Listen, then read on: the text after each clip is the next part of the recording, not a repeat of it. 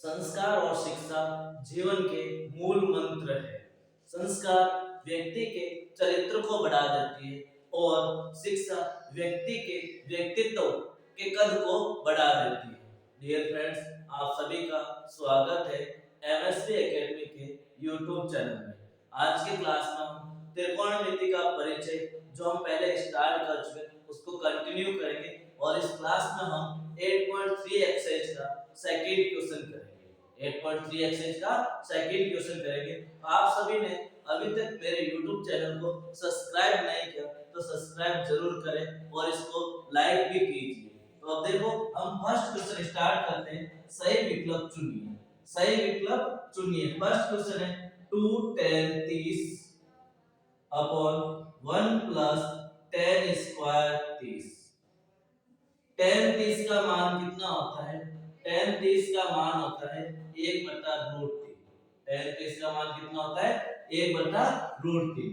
तो 2 into 1/√3 upon 1 plus 1/√3 का square. 2 एकम 2/√3 upon 1 plus 1 का स्क्वायर 1 और स्क्वायर से रूट कैंसिल यानी 3 अपॉन में कुछ नहीं 1 हम एलसीएम लेंगे 2 अपॉन √3 अपॉन में 3 एलसीएम आया 1 का भाग 3 में 3 बार 3 को 1 से गुणा करेंगे 3 प्लस 3 का भाग 3 में 1 बार 1 को 1 से गुणा करेंगे 1 2/√3 अपॉन 3 और 1 4/3। अब जब डिवाइड के अंदर डिवाइड हो तो हम उसको रेसिप्रोकल करते हैं इनवर्स प्रतिलोम यानी उल्टा करते हैं। तो मैं लिखूंगा 2/√3 मल्टीप्लाई इसका उल्टा 3/4 2 का भाग 4 में 2 बार आंसर आया 3/2√3। ये है।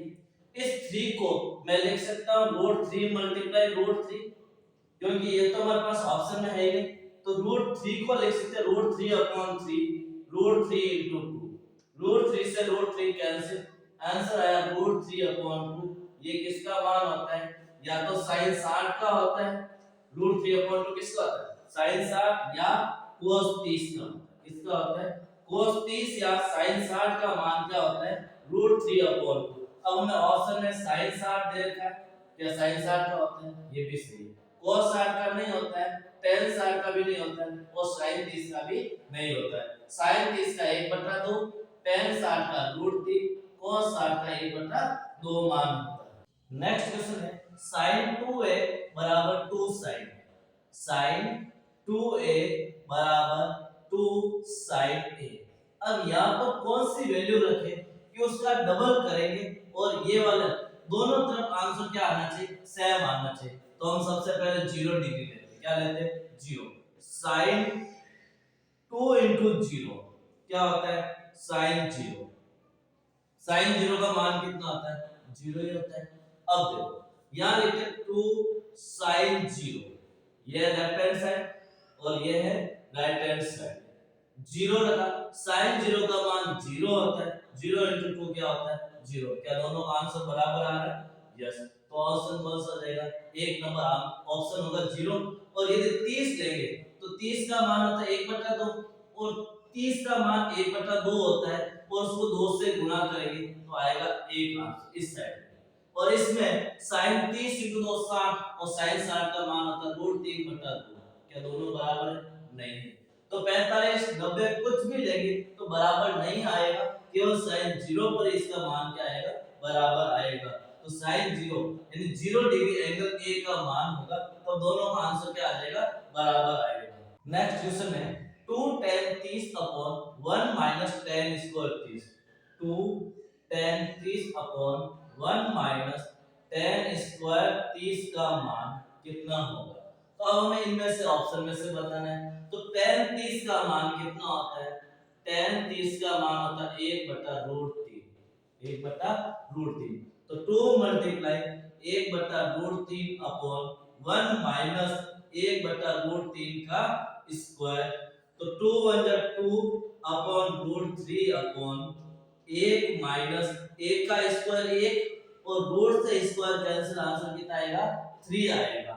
तो 2/√3 अपॉन एलसीएम आएगा यहाँ पर 3, तो 3 माइनस 1, 1 का भाग 3 में 3 बार, 3 को 1 से किया 3, माइनस 3 का भाग 3 में 1 बार, 1 को 1 से किया 1, 2 बटा रूट 3 अपॉन 3 माइनस 1, 2 बटा 3। जब भी डिवाइड के डिवाइड हो तो उसको रेसिप्रोकल करते हैं, उल्टा करते हैं। क्या करते हैं? उल्टा। तो मैं यहाँ लिख सकता हूँ 3 बटा 2, 2 से 2 कट गया, आंसर है 3 अपॉन रूट 3। क्या इस 3 को रूट 3 इंटू रूट 3 लिख सकता हूँ? स्क्वायर से स्क्वायर कैंसिल हो जाएगा, स्क्वायर बनाएंगे तो 3 कितना है? रूट 3 को जब भी दो नंबर को मल्टीप्लाई करते हैं रूट में तो उसका आंसर जो नंबर है वही आता है। तो यहाँ पर 3 आ जाएगा और रूट 3 से रूट 3 कैंसिल, तो आया रूट 3 और रूट 3 टेबल में देखेंगे तो मान किसका होता है? रूट 3 मान होता है tan 60। किसका होता है? tan 60। या कोट 30 का भी होता है। किसका होता है?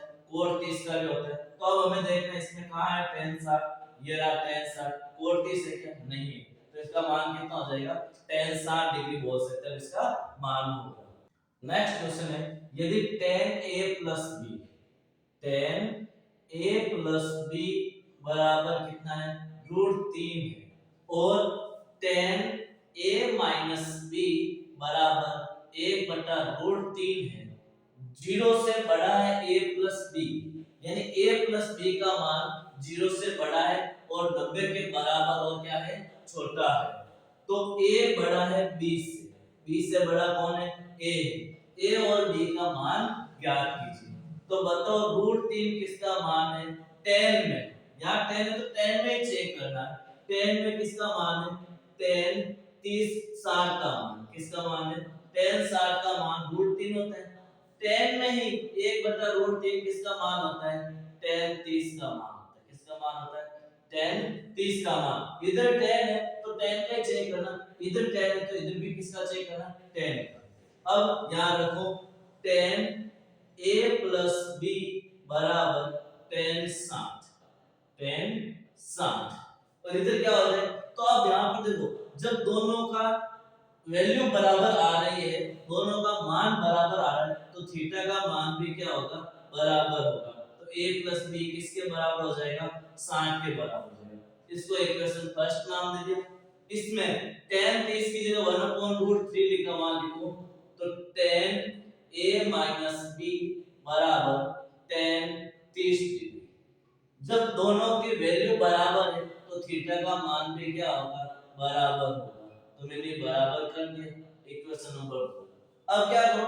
इक्वेशन 1 और 2 को क्या कर दो? प्लस। देखो ये हमारे पास दो चर वाली रैखिक समीकरण बन गए और उसको हम सॉल्व कर सकते हैं। हमने चैप्टर 4 में पढ़ा था दो चरों वाले रैखिक समीकरण को हल करना। तो हम कैसे करेंगे? तो थर्ड चैप्टर में।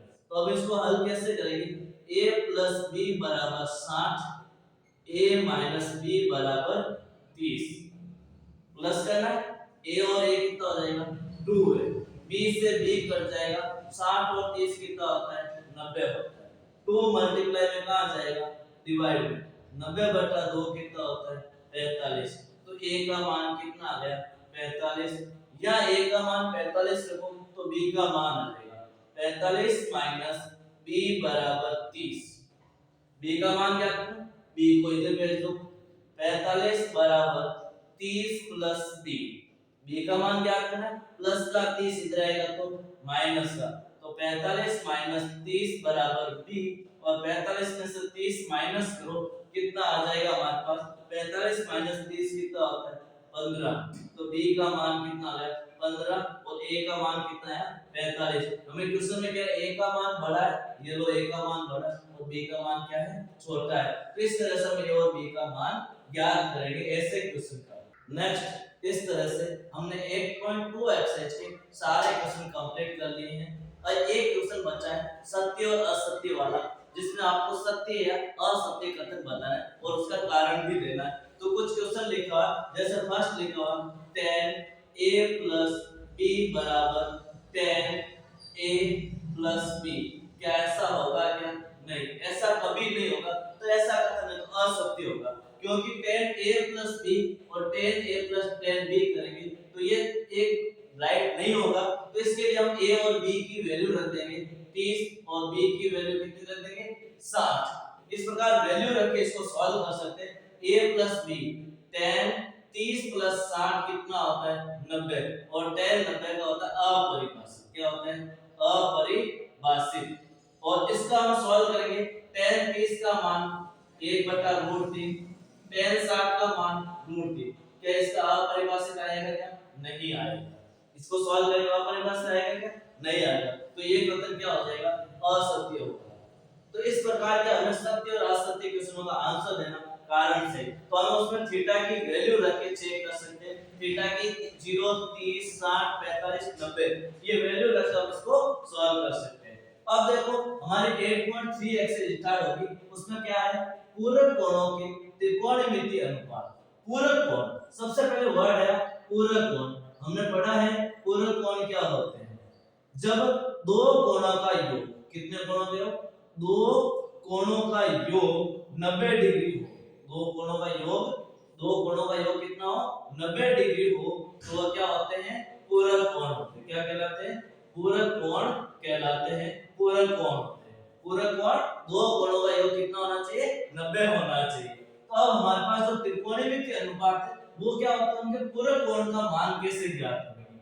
जैसे sin first 90 - theta, sin 90 - theta, cos 90 - theta, tan 90 - theta, tan 90 - theta, cot 90 - theta, इसी तरह से sec 90 - थीटा और cosec 90 - थीटा किसमें चेंज होंगे?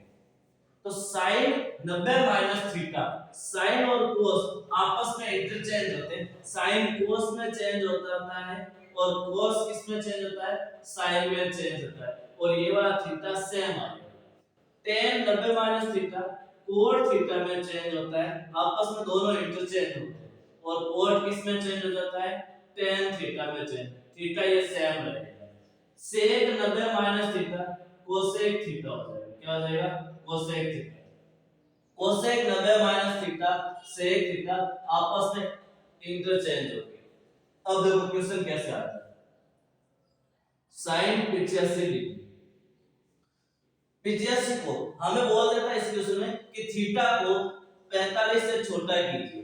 थीटा को किससे छोटा कीजिए? 45 से छोटा कीजिए। 45 से छोटा कितना होगा हमें बताना है। तो sin 85 लिखा हुआ, तो मैं इसको लिख सकता हूं sin 90 - 5। क्या 85 आ जाएगा? 90 - 5 sin 90 - 5 कितना होगा? 85 होगा। और sin 90 - 5 यानी ये थीटा है, और sin 90 - थीटा किसमें चेंज होता है? cos थीटा में। तो मैं लिख सकता हूं cos 5 डिग्री। तो यहां पर क्या हुआ कि sin 85 किसके बराबर हो जाएगा? cos 5 के क्या होगा? बराबर होगा। sin 85 किसके बराबर होगा?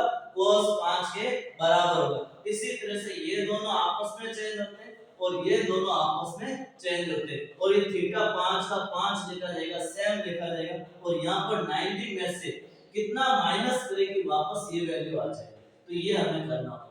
तो इस तरह से हमें पूरक कोणों के त्रिकोणमितीय अनुपात ज्ञात करने होंगे, जो हमने एक फॉर्मूले इसकी जो एक्सरसाइज है 8.3 हम नेक्स्ट क्लास में करेंगे। आज के लिए इतना ही। इस फॉर्मूले को आपको याद करना है। इस फॉर्मूले से ही 8.3 एक्सरसाइज हम पूरी कर पाएंगे। तो आपको वीडियो अच्छा लगा तो लाइक और शेयर जरूर कीजिए।